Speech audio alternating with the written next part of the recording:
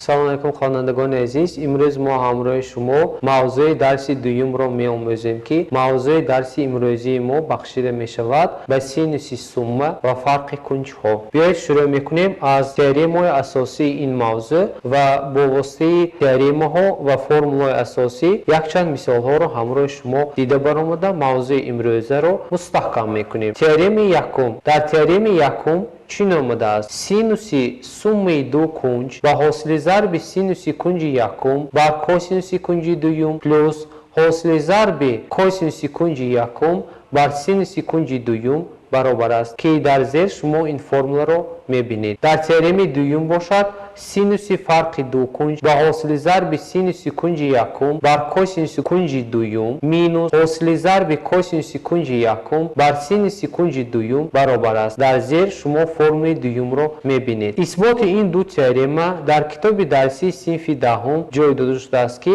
шумо метавонед онро ҳамчун мустақилона омӯзед. Биёед ҳамроҳ ин ду формуларо боз якбори дигар менависем ва мавзӯъро бо мисолҳо мустаҳкам мекунем. Дар теореми якум чунин формула омадааст, менависем синуси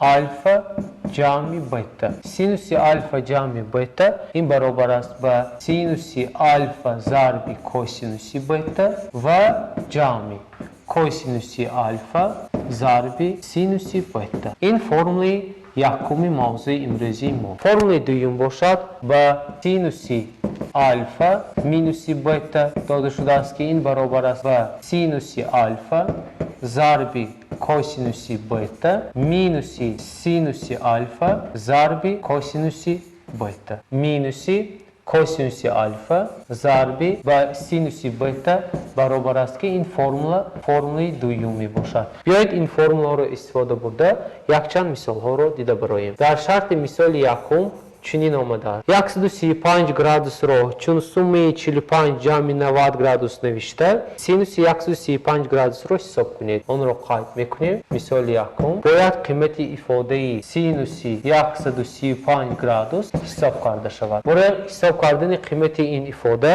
мо бояд синуси 135 градусро ба намуди сумма табдил диҳем. Қайд мекунем. ҳал менависем. Синуси 135 градус ин баробар аст ба синуси 135 градусро чӣ хеле ки дар шарти мисол дода шудааст ба намуди 45 градус ҷамъи 90 градус қайд мекунем. Ин баробар аст ба мувофиқи формулаи якуме ки дар боло мебинед онро мекушоем. Яъне синуси 45 градус зарби косинуси 90 градус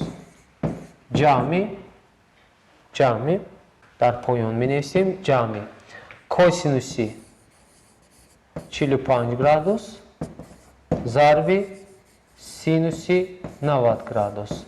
Дар натиҷа синуси 45 градус ва косинуси 90 градусро мувофиқан аз рӯи ҷадвал қимати адидии онро менависем.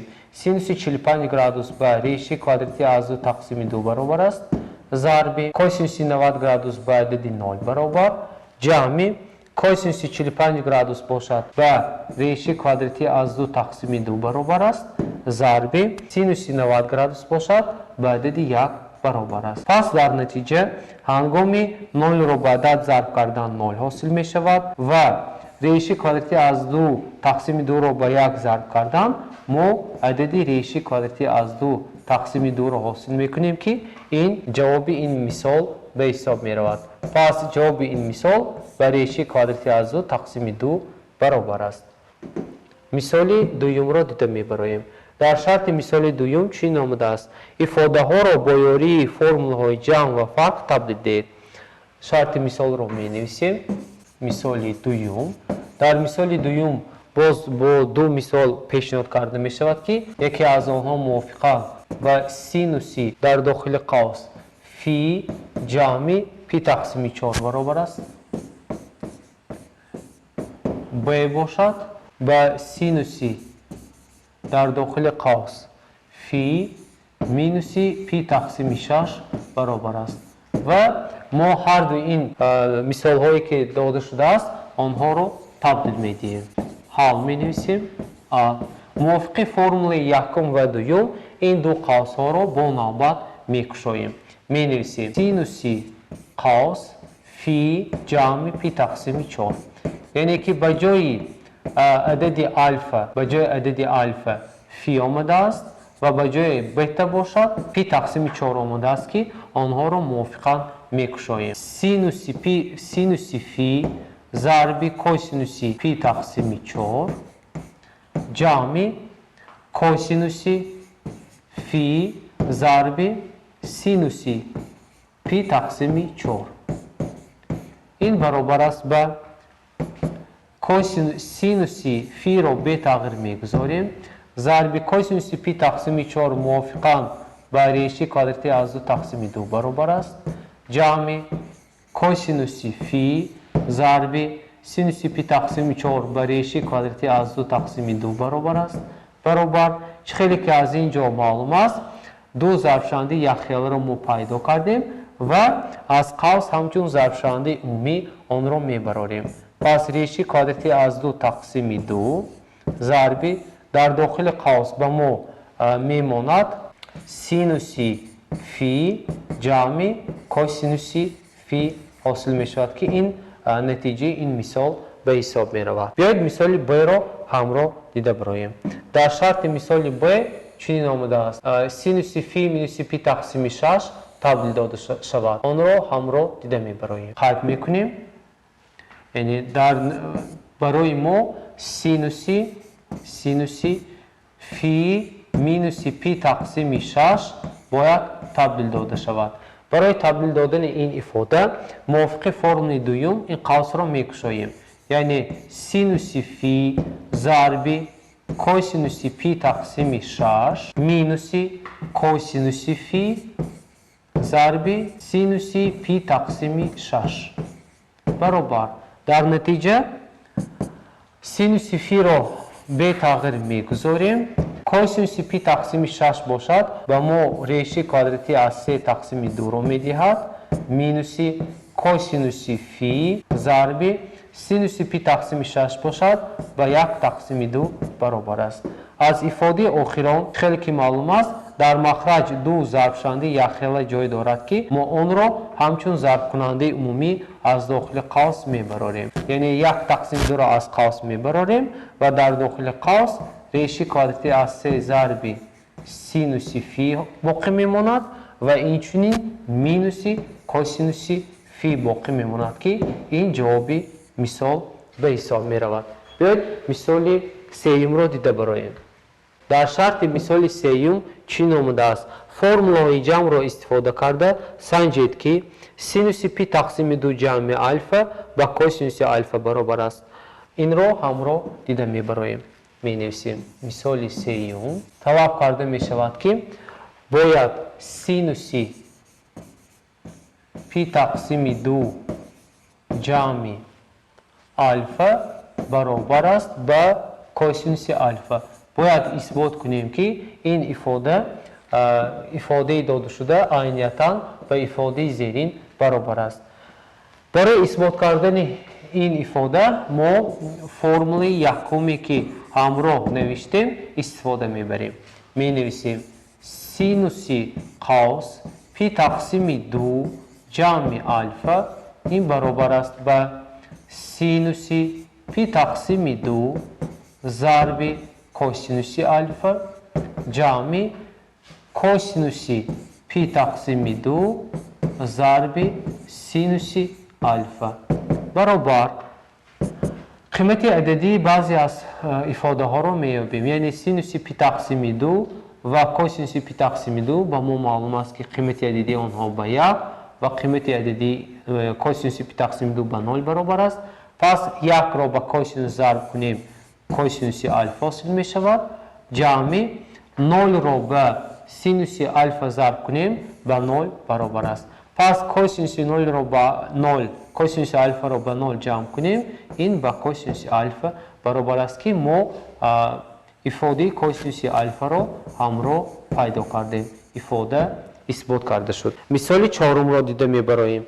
در شرط مثال چهارم افاده را ساده کنید و در زیر افاده زیرین چنین آمده است. آن را می نویسیم مثال چهارم.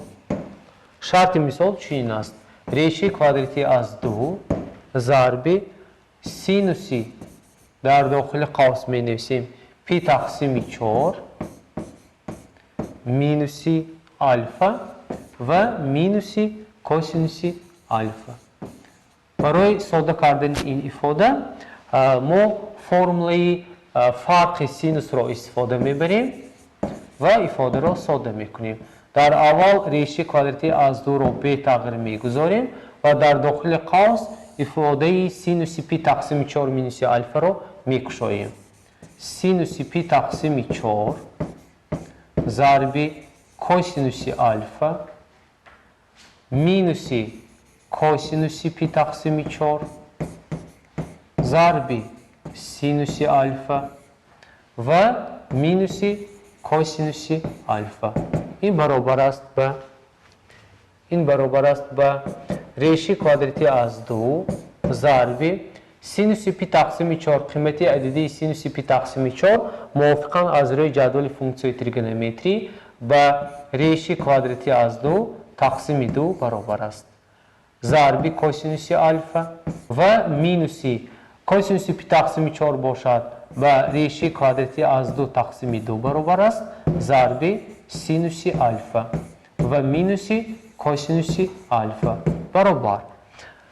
ریشه کوادراتی از 2 را با هر یکی اعضای داخل قوس موافقاً ضرب کرده چنین حاصل میکنیم: ریشه کوادراتی از 2 ضرب ریشه کوادراتی از 2 تقسیم 2 ضرب کوسینوس آلفا مینوس ریشه کوادراتی از 2 ضرب ریشه کوادراتی از 2 تقسیم 2 ضرب سینوس آلفا و مینوس کوسینوس آلفا برابر. در نتیجه هنگامی ضرب کردن این دو کوفیسیانت ها دو عدد ها ریشه کوادراتی از 2 ضرب 2 این به ما 2 را میدهد. 2 را به 2 اختصار کنیم به ما 1 را میدهد. اینچنین در این ifade نیست، این قسمت نیز این ifade جای دارد. پس اینها را به اینابت گرفته چنین قید میکنیم: کوسینوس آلفا مینوس سینوس آلفا باز مینوس کوسینوس آلفا برابر است. از این ifade ها پای بردن ممکن است که کوسینوس آلفا با علامت جمع و کوسینوس آلفا با علامت ترک اصلاح می شود و در نتیجه مینوس سینوس آلفا باقی میماند که این جوابی مثال به حساب می رود. این بود نتیجه مثال 4. مثال 5 را دیده می برایم. در شرط مثال 5 چنین آمده است: ifade را ساده کنید. می نویسیم مثال 5 ifade داده شده است که ما باید آن را ساده کنیم. قیمت ifade چنین نوشته شده است: سینوس 38 گرادوس ضرب کوسینوس 12 گرادوس جمع کوسینوس 38 گرادوس ضرب سینوس 12 گرادوس. طلب کرده می شود که قیمت این ifade حساب کرده شود یا اینکه ساده کرده شود.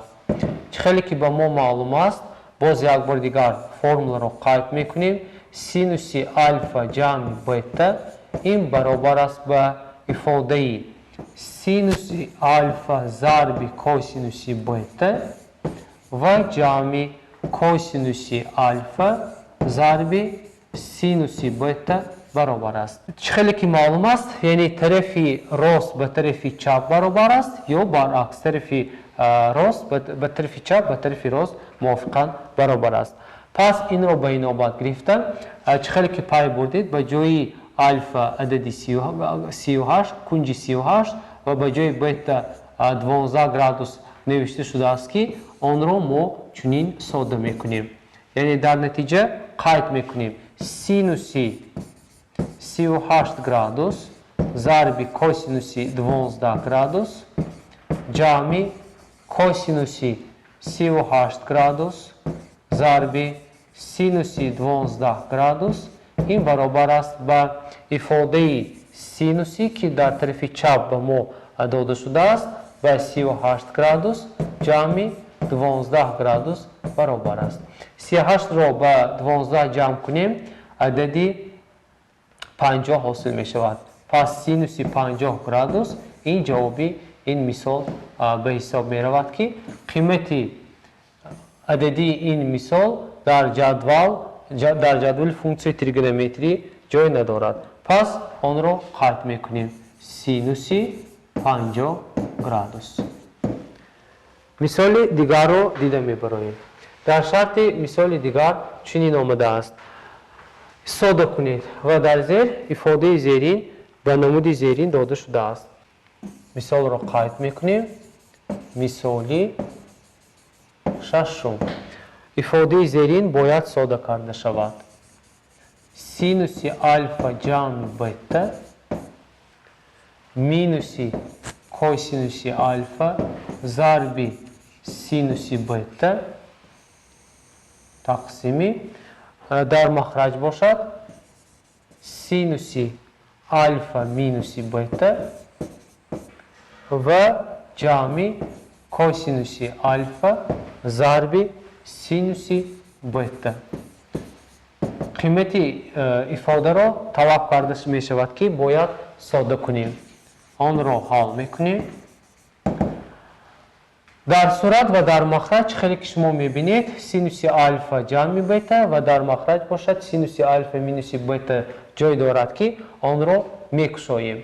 یعنی سینوس آلفا ضرب کوسینوس بتا حاصل می شود جمع کوسینوس آلفا ضرب سینوس بتا مینوس کوسینوس آلفا ضرب سینوس بتا.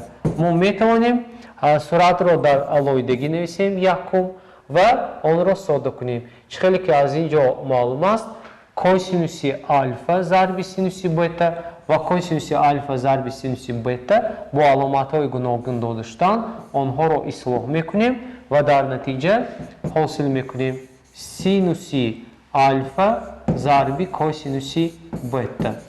بیایید مخرج کسر را با چنین طرز تبدیلات را اجرا کنیم.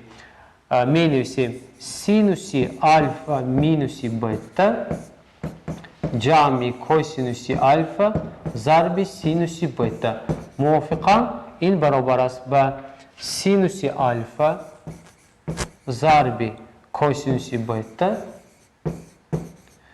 و مینوس کوسینوس آلفا ضرب سینوس بتا جمع در پایان می نویسیم جمع کوسینوس آلفا ضرب سینوس بتا. این برابر است به از اینجا پای برده ایستادید که علامت های مینوس کوسینوس آلفا ضرب سینوس بتا و کوسینوس آلفا جمع ضرب سینوس بتا آنها مقابلان آنها را موافقا اختصار کرده سینوس آلفا ضرب کوسینوس بتا را حاصل میکنیم. پس صورت را با مخرج تقسیم کرده ifade آخران را حاصل میکنیم. یعنی می نویسیم سینوس آلفا ضرب کوسینوس بتا تقسیمی مخرج کسر باشد سینوس آلفا ضرب کوسینوس بتا برابر است. هنگامی یخل بودن ifade های صورت و مخرج ما آنها را اختصار میکنیم و در نتیجه قیمت عددی یا اینکه ifade ای که به ما داده شده است با عددی 1 برابر شد. خوانندگان عزیز با همین موضوع امروزی ما به انجام رسید. برای مستحکم کردن این موضوع امروزه به شما یک چند مثال ها پیشنهاد کرده می شود که آنها را باید اجرا کرد. با همین موضوع ما به انجام رسید. خیر تا درس آینده موفق باشید.